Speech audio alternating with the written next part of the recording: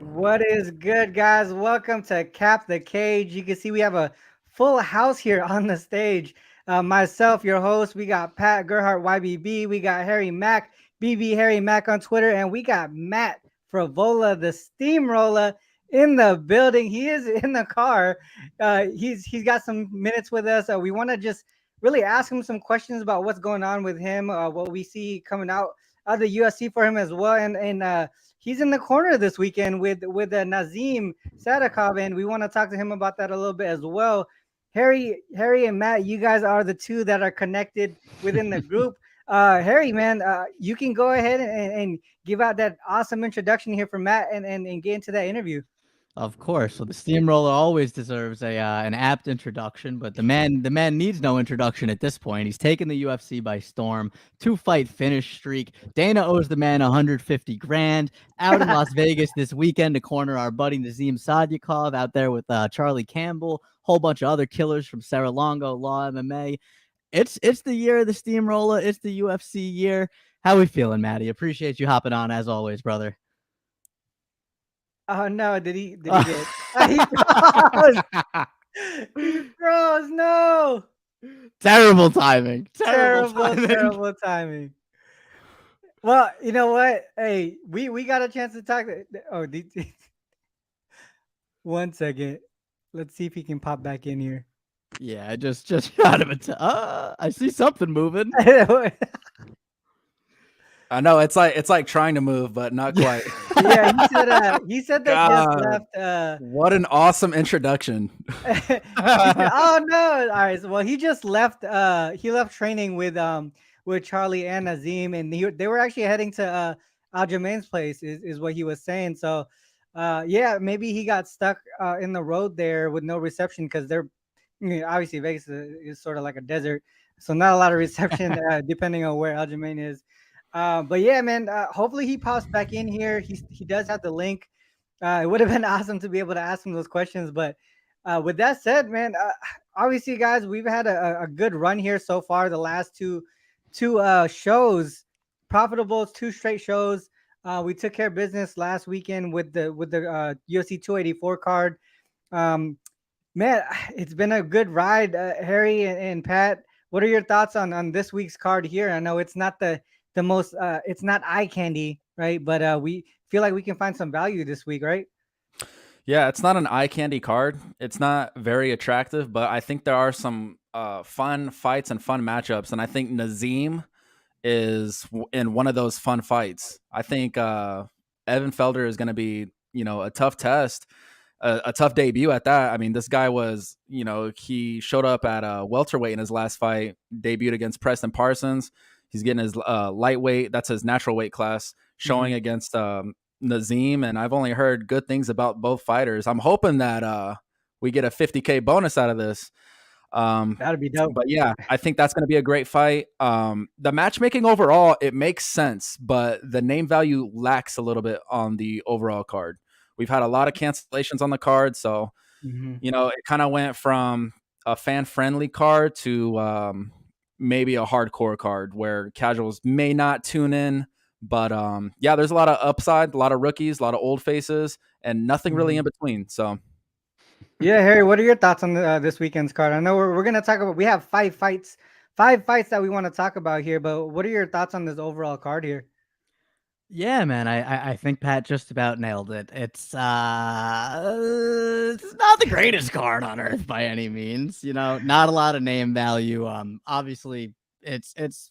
I'll cut them a little bit of slack when you lose your main event on short notice, and then have Yeah. to have a replace that and then replace the replace main event. So all things considered, at least Blanchfield Andrade should be an awesome fight. Like Pat said, there's some fun fights sprinkled throughout the cards. We got Thick Willie, we got we got our boy Nas. So there's some spots, but no, it's not the greatest card on earth, and I'm not gonna sit here and lie through my teeth and pretend it is. Yeah. Outside of a few spots that I like, I probably won't be watching the entire thing, but yeah, man, it'll still be fun, I'm sure. Like Pat said, it's well matched. I'm sure it'll still produce some fun fights, some fun finishes. Just the stakes aren't that high. It's a lot of right. guys who probably are not going to be on the roster a year from now. Exactly. Yeah. Yeah. So you know what? Let's just get into the Nazim fight, Nazim Sadykhov and Evan Elder here. I'm gonna go ahead and share my screen. We'll pull up some of the numbers and stats here. But Nazim here, Matt Harry, you train with this guy, right? I mean, you have some really good insight. Go ahead and start us off here while I bring up the screen. Yeah, man. Hopefully, I texted Maddie. Hopefully, he hops back on. But I was able to catch their last hard spar the other day. And listen, man, Nas looks great, and I think I've said it on air on other shows before, and I've said it in private to you guys. But I think Nas is one of the young prospects at Law and on the Saralongo team. I think he is one of the more well-rounded of them.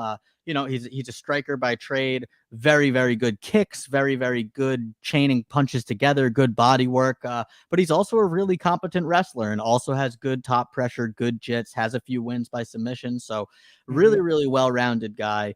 7-1 as a pro. The line's getting steamed up. I think he opened around -150. He's sitting around -170 right now. But Yeah. at the end of the day, what this one really comes down to is Nas has fought some very, very good competition on the regional scene out in Fury and in the Northeast here at CFFC, Ring of Combat.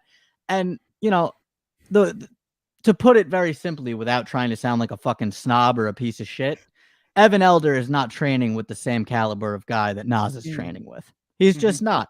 Between Frevola, Marab, Aljo, fucking Charlie, Justin Montalvo, Bellator lightweight, all these guys that we got in the gym, fucking it's just you can't replicate that in other gyms in other places. You know what I mean? There's other super gyms. You got ATT, and you got gyms like that have big stables of guys, but there's just at the end of the day when you're training with guys who are that high level and who are going to push you that hard, and you're having success against those guys in training.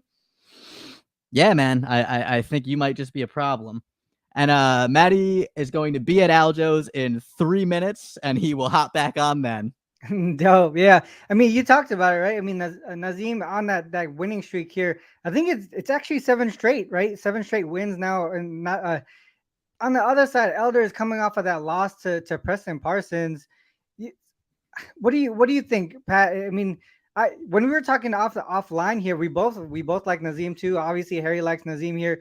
Is this a situation where we see a lot of action? This is probably going to be I think you mentioned it, probably one of the best fights on the card. What are your thoughts on this one, Pat? I think this is probably, as far as excitement, this is it. I mean, Evan Elder is not I don't think he's really a bad fighter. I think it's going to give Nazim that fight to actually give him a bonus. I mean, I was watching some of Evan Elder's regional tape, and of course it's at Shamrock FC, but I mean, he handles the competition accordingly. And he got that Preston Parsons fight, but that was a late notice replacement. So I don't hold it too much against him, but I also don't rate Preston Parsons, the highest, I guess you could say. So I'm excited to see what Nazim brings to the table. I'm hoping his weight cut is going well. I'm wishing him success. I want to see what Matt had to say about it. But it seems like he'll be on in about 3 minutes whenever we get him at Aljo's house. So that'll be better. We'll get a tour of the Funk Palace. That would be sick. Right? Let's go. Yeah, I mean, I think we're all aligned here with Nazim. It's a matter of, do we just take the money line, or maybe even look at the inside the distance? Maybe we can split up some units between the two. We'll see when we get to the part where we actually start making our bets. But once we get Matt on here, we'll go back to Harry starting that interview, and then also get his take on this fight as well. But until we get him, let's move on to the next one. We do have Emmers and Askhabov. Pat, I want to start here with you on this fight here. I mean, we do have Emmers. He's 18-6. He lost the last he's lost 2 of his last 3 fights. He lost to Pat Sabatini, lost to Giga. Askhabov, he's sort of like that unknown. He's undefeated, right? 23-0, but hasn't fought in a few years. What is your take on this fight here? He's an unknown commodity who is handling his competition accordingly. Of course, he's been fighting cans, but he's not the guy who's out there making these decisions. His management who's pairing him up with winnable fights, which a manager should do. Yeah. I do like, it's hard to really get a feel on Askhabov, and what you're going to get out of Emmers. Emmers, I tweeted earlier that Luis Saldana is the second has the second worst fight IQ in the UFC.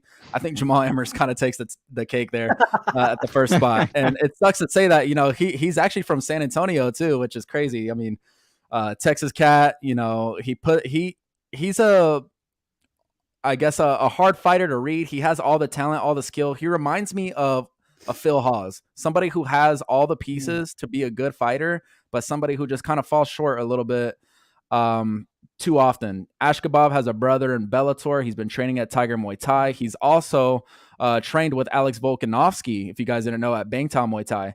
So this guy has, he's been around the block, and he opened up at, I believe, -2 something. The money's been coming all in on Emmers. If you're wanting to bet this fight, the best bet is to now that you've lost all the value on Emmers, now you can buy back on the favorite who opened up as a large one at that. So for me, Askhabov is going to be the play. I know he's been off for 3 years, but sometimes we see these fighters who take time off. They come back better, improved, and they just look fantastic out there. So, Emmers is one of those tough cookies. He's coming off of I can't remember what it was. What tour? Was it his ACL? He tore something in that leg lock with Sabatini. Surgery was required. Yeah. So I don't like that for him in this spot. I like Askhabov. He throws spinning kicks. He's good in the stand-up. He has offensive grappling. I like what I see from the kid, and I just think that he's fought. I don't think he's fought the better competition, but I do think that, for what he has fought, he has handled his competition accordingly. So this all goes to say that I like Askhabov.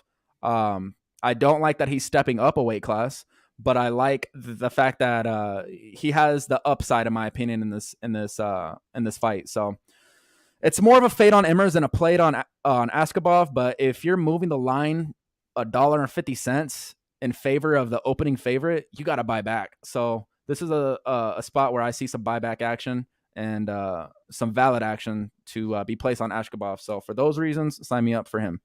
Yeah, what are your thoughts on this one, Harry? I know it's always tough to get some great film, especially when it's been a few years since he's fought, right? What are your thoughts on this, and also the fact that he's been able to start training at Tiger Muay Thai and things like that? In the meantime, right? Like the type of training, the aspect of it, right? You just talked about Nazim being able to train with specific guys. Is this a similar situation here? Yeah, absolutely. I think, if you're talking about top gyms in the world, Tiger Muay Thai and ATT are both right up there in the conversation. I hate how much consensus there is, because there's nobody likes to just listen to three people agree all day. But I really think Pat hit the nail on the head, man. I think Jamall Emmers is good, not great. It's tough to get a hard read on Askhabov, just going back and looking at some of the competition he's fought. And, he's also a Russian guy who didn't come up. You feel more confident in the guys who come up through ACA and kind of the bigger Russian promotions out there. He fought in some more obscure promotions. So, yeah, it's tough to get a good read on him. And at the same time, though, he did what he was supposed to do in all those fights. You know what I mean? He fought subpar competition, and he ran through all of them. Tons of finishes, did his job, throws a lot of cool spinning shits, a fun action fighter.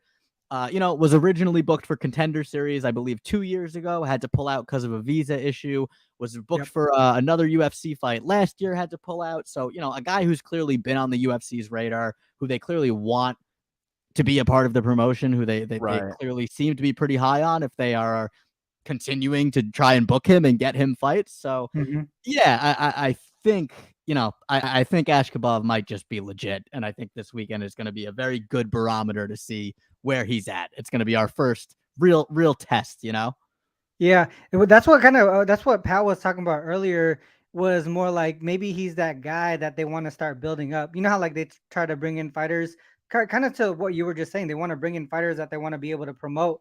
And it seems like he might be that guy. Like you said, they continue to try to bring him in, even though they couldn't. So that's a good point there. Yeah, it does make sense that you don't want these shows to be all aligned all the time, but at the same time, we're kind of seeing it pretty similarly. So I don't know. A unanimous panel. I like it. Hey, when me and Harry agree, I love it, because me and Harry sometimes go head to head. You guys went a lot head to head a lot last show, so I know. it's about time you guys still profited. I love it. There you go. Let's go on to the next one here. We got Jim Miller, and Alexander Hernandez here. This one's tough. I think I know which way you guys are going, but I always look at the age here. Jim Miller, 39, a lot of miles in the cage as well, 35 and 16. He is on a 3-fight win streak. Hernandez, nine fights younger. 9 years younger. He's 30 years old. Hasn't fought too many. The dude has kind of been struggling to get a win here. Actually lost 5 of his last 8 fights. So, I mean, experience-wise, it seems like Miller got it. And look who we got in the building here. We got Matt Frevola back in the building here. Go, Matt. Let me stop the screen sharing here. We're gonna go back to Matt here. Hey, I appreciate you jumping back on here, Matt. But Harry, go ahead and get your intro on again one more time. Yes, I don't know how much you caught of that before, Maddie. I did an excellent job, if I do say so myself, introing you. But yes, coming to us live from the Funk Palace, the Steamrolla, Matt Frevola. 2-fight finish streak in the UFC, owed to 150K by Dana White. Looking for a fight in April. Somebody fight this fucking man, please. I'm begging you. Somebody fight this man in April. But he's out in Vegas right now to corner our teammate Nazim Sadykhov. Saturday night out there with Charlie the Cannibal. They're at the Funk Palace right now. Aljo, Serra-Longo West. There's Charlie back there. There we go. How we doing, boys? Oh man, we're doing good, man. Just out here at the PI, making sure Nas is staying sharp, getting the weight cut, getting the weight off. He's on point. He's ready to smash, and I'm so excited. The world will know who Nazim is, after this weekend. Can't wait. Love it. How is Nazim's weight cut going right now, Matt? Oh, it's perfect. He's like right on schedule, and it's nice when you get to the UFC. The UFC, when you get their fight week, they give you all your meals, so they make it like very, very easy. So he's enjoying the meals that the UFC has provided, the nutritionists there, and it's easy work. I love that. I was watching some of his tape, and he kind of reminds me a little bit of what you bring to the cage. A little bit of excitement, some kickboxing, some nice striking. He has a little bit of everything. So when I was watching him, I was really impressed as to his Dana White Contender Series debut. What a finish that was. That was awesome. It was unreal, especially, being in that corner for that fight. It was awesome watching him finish that dude. And I told him, I was like, listen, if this guy's worthy enough to be standing across from you in that third round, you're going to style on him and put a highlight reel knockout together. And that's exactly what he did. He got the contract. That was awesome. So is this the first fighter that you have cornered in the UFC? No, I've cornered Billy Q a couple times. Billy Q. Okay. Nice. Let's see. My last question for you, Matt. And, this one's more about you than it is Nazim. Who do you want to fight next? Dude, We got to get straight to it. waiting for that Michael Johnson contract. Like, I think that's the fight to make. He's a legend. He's a banger. He's been in the UFC for a long time. I've been watching him for a long time, and I think me and him will put on an epic battle. Oh yeah, that's Absolutely. a bonus worthy matchmaking fight right there for sure. Yeah, I love it. He's on a 2-fight win streak, so he's coming. Yeah, I love it. That's awesome. Excuse me one second. There we go. Hopefully that fight gets made. Fucking Sean Shelby, Mick Maynard, Dana White, Hunter Campbell. Get your heads out of your asses. Get this man a fight. But so, Maddie. About to find him out here. there you go. Yeah, just roaming around the apex with the gloves on, just fucking mean mugging. But so, Maddie, if you had to take your pick, does Nas finish this fight on Saturday? How does Nas finish this fight on Saturday? You got to go with knockout. You gotta. Okay. Like, he's, I like that. yeah, he's a beast, man. And then, I'm always like trying to get him to use his jiu-jitsu more. But he just loves to like fucking pummel people. And so, I think you go, it's similar to his last fight. He's gonna, if this guy is still standing in the third round, Nas is gonna flatline him. Love it. I love that Longo was in the corner and told him, hey, we need to get a finish right now, and he went out there and did just that. I was watching that little segment on the UFC channel, and I was like, man, that is badass. He actually went out there and did it, and to do it in the third round as well speaks a lot of volume about the kind of fighter that you are. So yeah, Nazim, I'll be looking at that knockout prop for sure this weekend. Yeah, it's a good one. You know, when you guys watch the film on Evan Elder, what are you guys catching as far as things that you can kind of take advantage of? You know, he's a pretty traditional righty, you know, MMA fighter, and it's, you know, nothing that Nas hasn't seen before, and I think Nas can really beat him anywhere he wants. And you know, he's in shape, so you know, you go out there and you just gotta, you know, push the pace and do what he does, and you know, and he's gonna get the job done. Yeah, Harry, go ahead. Right. I know you probably got a few other questions as well, Harry, right? No, that's absolutely right. You guys are asking all the great questions today. Matt knows all the questions. I've asked Matt plenty of questions over the years. Hey Matt, talk to us about Harry, how Harry is in the gym. I saw I'm back, man. I saw him. We saw him. You were sparring, like, what was it, Thursday? Dude, every time I turn around, he's on his back, though. Dude, fucking Longo sitting there watching me spar. I get swept twice in like 30 seconds, and all I hear is, Harry, hands up and off your ass. Hands up and off your ass, Harry. Yeah, yo, it's the best coaching you could have used. That's right. That was exactly what I needed. And then, yeah, I got my fucking knee chewed up. But, yeah, but when you guys... You're back in the gym, and that's half the battle sometimes, is just showing up, walking through those doors. And, you know, even if you're not sparring, you know, sparring's a tough day, but, you know, as long as you keep showing up and you get something and, you know, you're hurt, you work around that. As long as you're in the gym, you know, you're moving in the right direction. Absolutely, man. And I mean, Manimal was telling me, like, he posted that clip and he had people DMing him like, oh, this kid's faking, blah, blah, blah, blah, blah. And I'm just sitting here like, yo, like, first of all, go fuck yourself. Second of all, like, you get on the mat and you go and spar with pro fucking fighters and you take a heavy fucking leg kick from one of them and you tell me if you think I was acting when I fucking fell. I'm sitting here with a fucking brace on my knee. I fucked up my LCL. Having your first trolls. Welcome. That means he made it. Once you get trolls, you made it. Right, exactly. Yeah, a troll other than Jimmy Frevola. No, he's our troll warrior. You always need to have like one guy that like, or right. Like the junkyard dog in the group that sometimes you just let off the leash. Yeah, who just fucking goes at him. But even I'm trying to teach my brother that, you know, these trolls like are not real people. Like, you look at like their profile and they have like no like real pictures, no real names. Yeah. Like, you see it all the time on Twitter. All the time on Twitter, there's always something like that. Or it will say account created February 2023. Do something right. Once you get the trolls, you're doing exactly. Exactly. Well, I had another question, Matt. Like, obviously you're here for Nazim, but is there any other fight on this card that kind of has your attention? I'm pumped to see Erin. Like, I think I'm even more excited now that Erin's fighting like Jessica Andrade.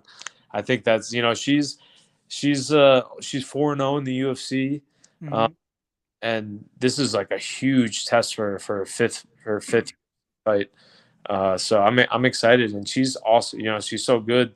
So it's gonna be nice, you know, fun to watch her take on that challenge, because Andrade's a beast, former champ. Yeah, that's gonna be a good fight. Matt, what's your prediction for the main event?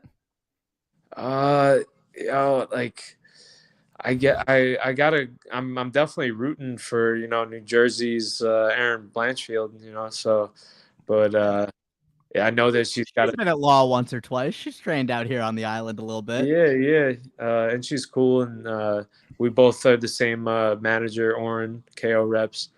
So yeah, I'll go with. Yeah, I think, I mean, we're kind of on board with that. I know Pat YBB over here, he was also on Erin as well. Who's the favorite? Erin. Love Erin. Who's the favorite? I think Andrade is the favorite, right? By a little bit.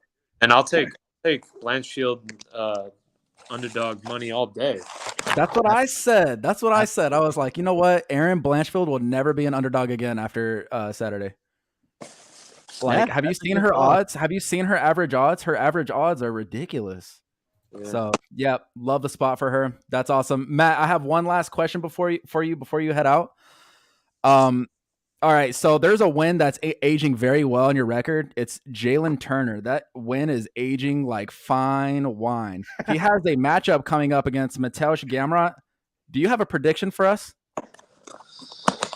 Dude, I mean, I'm rooting for Jalin. You know, the more he wins, the better that. But I can't believe that he's like been beating all these guys. You know, Dude, he nuked Riddell. Yeah, man. Like, but I think Gamrot's like a really good grappler. You know, so I think that's how you got to beat him. You know, that's how I beat him. I had to use my wrestling and my grappling. And when you fight these guys that are 6'3" at lightweight, you know, you have to wrestle. You have to close the distance or they're just going to pick you apart from the outside. So Gamrot's a grappler. So I think he can just out-grapple him, honestly. But hopefully Jalin wins. There you go. I love it. That's awesome. All right. Yeah, Well, I Maddie, don't know how much time you got, Matt, with us. But Harry, you got another question? I was about to say that, Maddie, you have been beyond generous with your time. Yeah. I was going to ask you if you've got anything you want to plug before we let you go. Exactly. I felt bad that like as soon as you were introducing me, I thought He just cut out. Yeah. Listen. You know it's not a Boogie's Basement production without a little bit of technical difficulties. Yeah, bro. Yeah, and about to eat this food from the PI. It's so crazy here, man. Oh, nice. Hell yeah. They give me breakfast, lunch, and dinner. It's like everything's free. And then I even like can get like food for Charlie too. It's like they treat us like when you're out in Vegas, it's such an advantage for fighters just to have the PI and all the things that they got. For sure. Yeah. But then you have to live in Vegas and not on the water in Long Island. I know. Just come out and stay at Aljo's or Marab, so we're good. Yeah, you got the whole Nice. Saralongo West team out there. Yeah. All right, guys. I'm gonna enjoy this dinner. All right, right, Matt, later, take care. Matt. Thanks Thanks for for hopping hopping on. on. We appreciate you. Later, guys. Peace. Awesome. What a guy, what a interview with guy. Matt Frevola. Harry, man, good job with the connect there. He's awesome. Of course. Matt's the homie, man. He's just a regular ass dude who happens to be an incredible fucking fighter. Yep. Let's get back to capping these fights here. We were just talking about Miller. Pat, what are your thoughts on this one here? I'm not really eyeing a side here. I don't think that Alex Hernandez is the most respected favorite. He kind of slips on banana peels here and there, and we even saw it in his last fight where he looks amazing for just 4 minutes, and then he kind of gasses out after that. That's kind of been the story of his career, where he can only last 5 minutes. The same can be said about Jim Miller, but Jim Miller, if you remember, he had Lyme disease, so he has an excuse, and he's still out there winning fights. 39 years old, recovered, most finishes in UFC history, passing Donald Cerrone his last time out. Yeah, man, I like Jim Miller, and I like the odds on him, but even more than the odds and a side, I like the under 2.5 rounds. I don't think that this fight is going the distance at all. I think Hernandez, he needs to fight to keep his career alive, so he's going to look for a finish. And while he's looking for that finish, there's a chance that he gasses out and Jim Miller finds a finish of his own. So I love the under in the spot. I don't care too much about a side, but I do think if Jim Miller hits around plus 200, you have to take that. Yeah, I mean, like, if we look on Hernandez's fight history, his last 3 fights were finished, including the last 2 where he lost. Billy Q, we got Renato here. I tend to agree with you on the under. It just depends on the number, right? It really just depends on the number there as far as the under goes. But if we were forced to give, or is Harry driving? I don't know what Harry's doing. I'm here. Oh, okay, yeah. Harry. I'm doing my best. I'm getting yelled at to go pick up my fucking dinner before a restaurant closes. Oh, got you. Well, hey, We're we can multitasking, do whatever boys. we can do whatever we want. This is our show. So Harry, what are your thoughts on this Miller and Hernandez here? I hate the consensus today, but once again, I'm with Pat, man. I don't think I could ever bet against Jim Miller at this phase in his career anyway. The man's a legend. I love him. You know, grew up watching the dude. All-time finisher, all-time gamer. I really like that underplay. I agree there. I think either Miller has maybe the best guillotine in the sport, and has shown he still has knockout power even at 38 years old. And yeah, I mean, Hernandez has got his back up against the wall. If he loses here, it's probably curtains for the UFC. Mm-hmm. I think Hernandez is going to sell out, which also leaves him, is going to put him in positions where Miller can finish. So I like that under 2.5. I think that's the best play on the board there. Yeah, so not even looking at just Miller to finish, but just in general, right? Just in case we just take the under. So we'll look at the odds later and see what happens as far as like what number we can get on that. Let's move on to the next one. We got William Knight and Marcin Prachnio. Harry, do you have any looks on this one with Knight and Prachnio? I know which direction Pat is going, but which way are you going, Harry, on this one? I'm a thick Willie guy, man. I love thick Willie. I always will. I saw just before we hopped on today, he's currently benching 430 pounds, which is fucking awesome. He's just a freak of nature. He's a massive human being. I have no idea how he makes 205. He can be very frustrating to watch because he's not the most technically gifted guy, but just has crazy fucking power. But I don't know. Prachnio has just never really... I don't know. He's just never really impressed me. So at such a close price, give me thick Willie. Let's have some fun. Gotcha. What do you think, Pat? I know William Knight. He is on a 2-fight losing streak, but Prachnio is on he lost his last fight as well. Talk about this one here. Yeah, I'm also siding with Harry on this fight. I think that William Knight is the right side. Marcin Prachnio, I mean, it's hard to get behind a guy that was knocked out by Sam Alvey. I just think that the odds are, they're a little bit more so on the William Knight side of things. I like his power. I like his aggressiveness. I'm going to like him even more if he comes in overweight on purpose and the fight happens. There's a lot to like about Willie. Not enough to like about Prachnio, in my opinion. He's a karate guy, and he's not really going to have that grappling threat that was presented to William Knight in his Devin Clark fight. So there's a lot for me to get on the William Knight train about. The one thing that I am concerned about is just his volume and his output. I think that when you fight a grappler, your next fight, you're so cautious that you don't want to just throw hooks and, have the threat of the takedown available. So I think he needs to be careful. I think the odds are a little bit off because I would still favor William Knight in a stand-up fight. I think the power is too much. If Sam Alvey is flatlining you, I think William Knight can do the same. So, yeah, sign me up for Knight. So are we looking at him to finish? I mean, like 9 of his 11 wins are by KO. I think Harry says it best. Harry has this cool saying, keep it simple, stupid. And, that's right. Kind of one of those first show too. You just never know. What if William Knight turns into a wrestler? Prachnio doesn't like wrestlers either, so. Right. My only concern here is I would hold off on pulling the trigger on this one until we get to weigh-ins because William Knight did once miss weight by like 8 pounds. Yes. Damn. Yeah. Yeah, he missed by a lot. In fairness to him, that was like a fight he took on like 2 weeks' notice or some crazy shit. So like, not like he just showed up insanely out of shape and didn't do a good cut or whatever. There were extenuating circumstances, but I do want to see what he looks like on the scales. Make sure he's able to comfortably make 205 before I let it ride. Yeah, that makes sense. I mean, Pat just mentioned too that what if he goes overweight, but he does it on purpose. All right, let's go on to this next the main event. Andrade and Blanchfield here. I mean, Matt touched on it a little bit, and I know you guys I feel like you guys are in agreement here as well. Another agreement here with Blanchfield.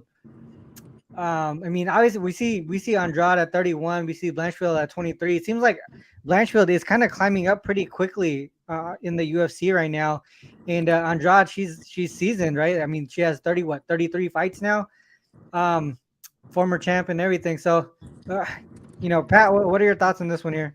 She's the new UFC toy.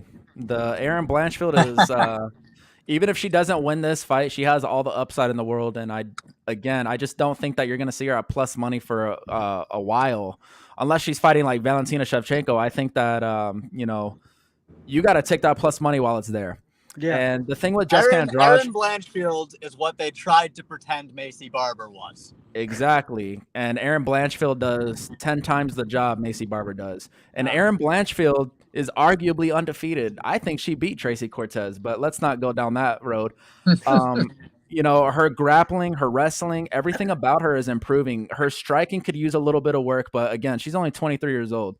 The thing with Jessica Andrade that I don't really like is that she wings hooks. You know what she has to do to win this fight? She has to close distance. You know what happens when you close distance against Erin Blanchfield? You're going down. I like Erin Blanchfield. I like her inside the distance. I think that she can find a submission or a knockout just based on full mount position. We saw what Valentina did to Jessica Andrade, and I'm not trying to compare the two. I'm just saying that Erin Blanchfield has that same ability to get Jessica Andrade down. So I think you got to play Erin Blanchfield, and she's also been training for this fight. This is a 5-round fight. She has 5 rounds to finish this fight, and I value her up to about minus 150. So if we're getting dog odds on what I assume should be the favorite, I have to. I mean, you know what you're going to get out of Andrade. You're going to get a brute strength, power punching, move forward, kind of a brawler. And I don't think that style works very well against Erin Blanchfield. Just ask Molly McCann. She tried it. So, yeah, I got to go with EB at dog odds.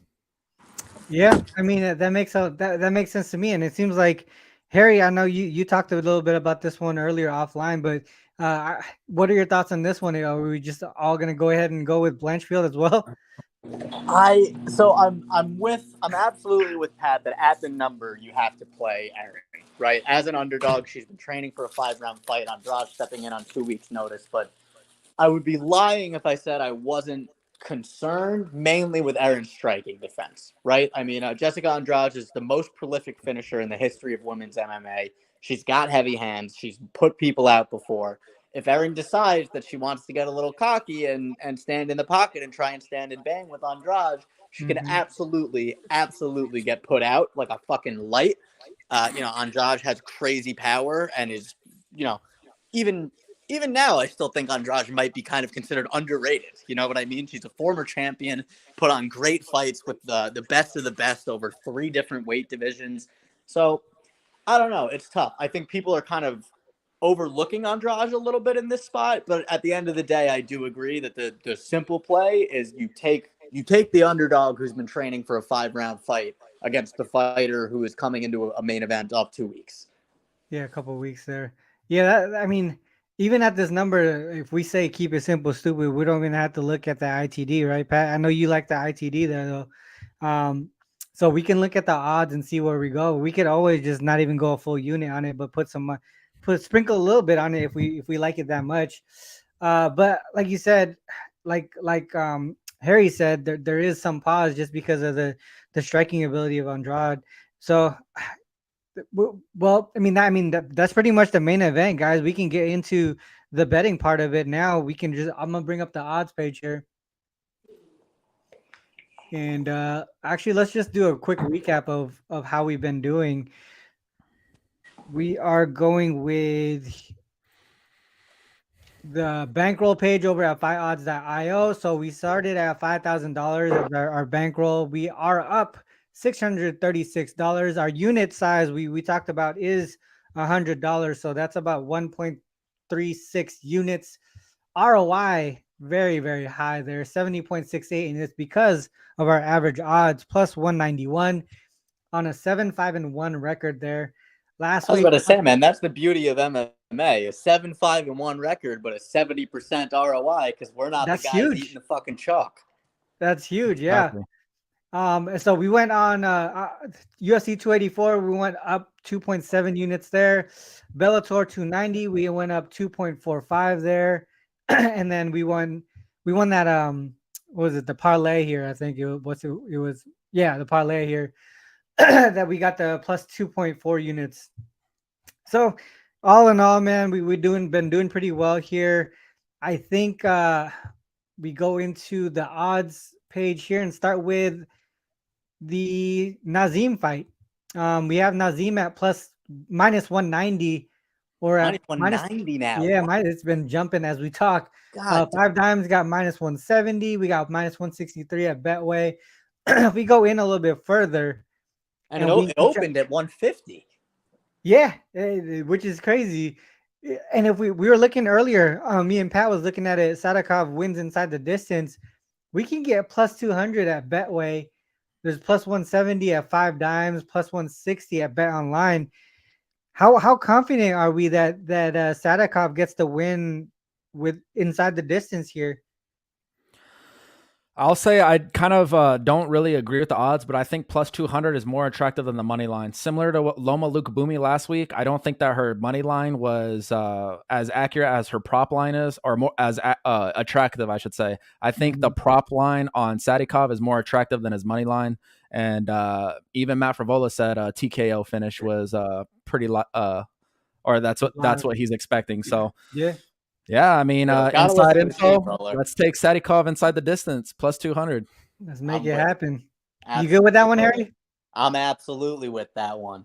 I'll also probably play it straight up. I'll probably, to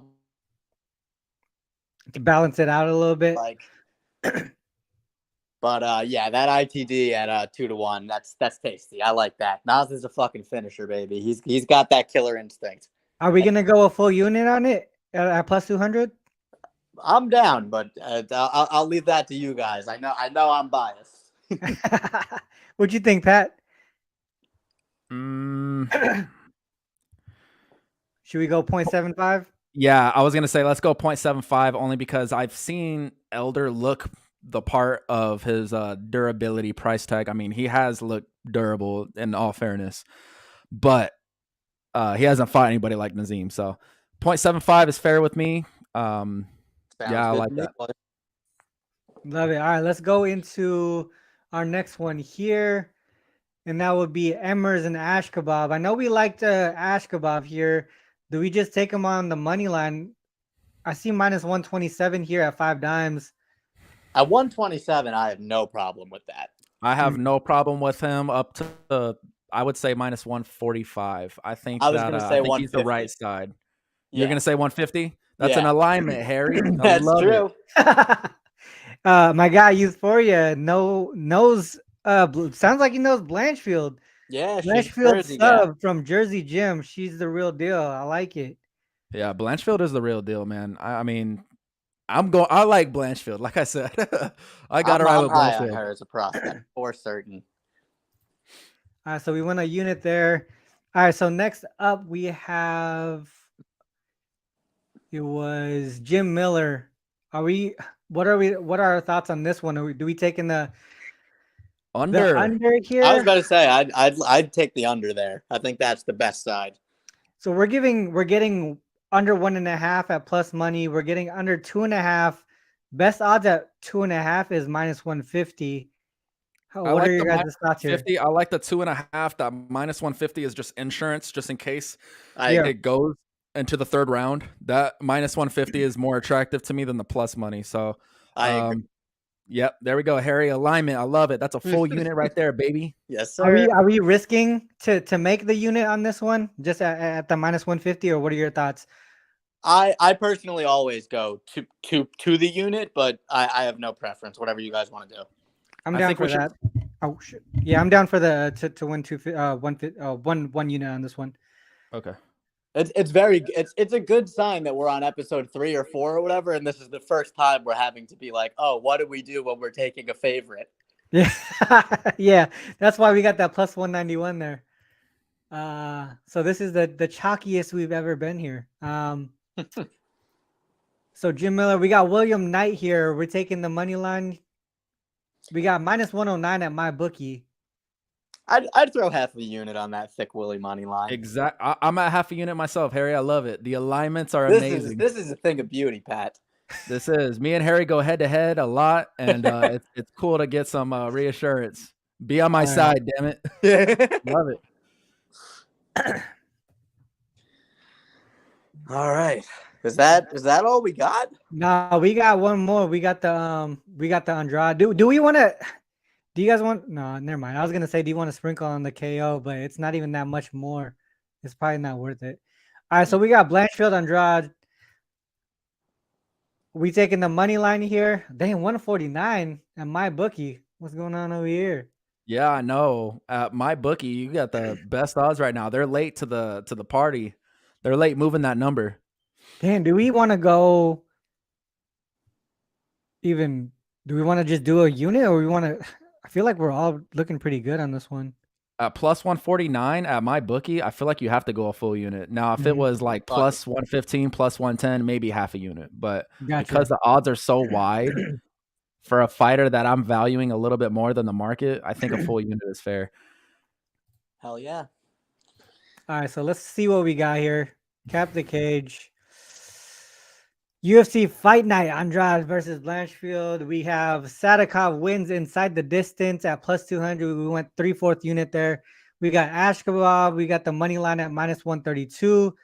We got the, let me change this to 132 to win 1 unit. Miller, Hernandez under 2.5, -150 to win that unit. We do have Knight at a half unit for the money line there at -109. Then we got Blanchfield at the full unit there, plus 149. What do you guys think, guys? Is that it? Are we going to finalize this one? Lock it in, baby. I think that's it. I think we keep it short, simple, sweet. Me and Harry aligned on just about everything. So I think this is going to close out a fantastic card. Let's aim for 4 straight winning events. And then we'll be back for Span and Krylov next week. That'll be a fun fight. That's going to be a good Shout one. out to the Steamrolla for hopping on with us, Maddie. We appreciate you. Make sure you give him a follow at Matt Frev 16, I believe, on Twitter, and at the Steamrolla Frevola on Instagram. Let's get that Michael Johnson fight. Let's get him that Michael Johnson fight. That's going to be fun. That'll be a fun one. All right, guys. With that said, this is the end of the show. You saw our bets. Shout out to Matt again, once again. Harry for connecting us here. Pat, as always, shout out to you for doing a lot of the legwork here with the Harry. Me, I'm your host, just trying to learn from these bosses. And with that said, guys, whether you fade us or follow us, it is on you guys to make that call. Good luck with all your action. Till next time. Peace. Peace.